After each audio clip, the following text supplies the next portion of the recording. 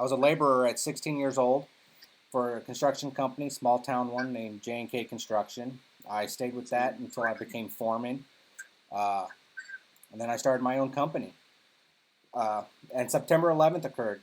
I gave everything up and joined the Army, which is why I said I joined to go to Afghanistan, but ended up going to Iraq all these times.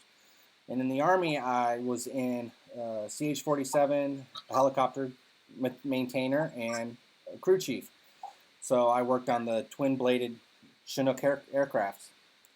Uh, from there, of course, I went up through the ranks, got to sergeant, and everything else when I was injured while flying in Iraq, and thus had to retire. But while I was there, art's always been part of my forte, and same with, I know it sounds quirky to say, but inventing.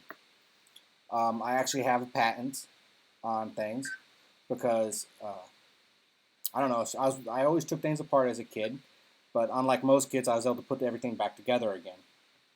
So I chose graphic design because out of all the fields, it's the one that's actually connected to all the other ones. In fact, a lot of them actually got their start through graphic designs, whether it's computer games and everything, or computer graphics, everything else. Almost all of them started with graphic design. The very first computer animators were graphic designers.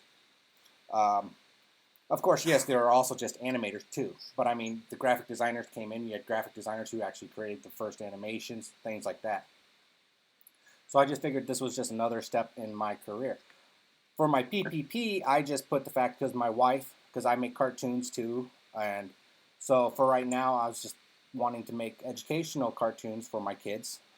My two boys, they have autism, a mild case of it, but it's one of those things that there's nothing out there for kids who have educational disabilities.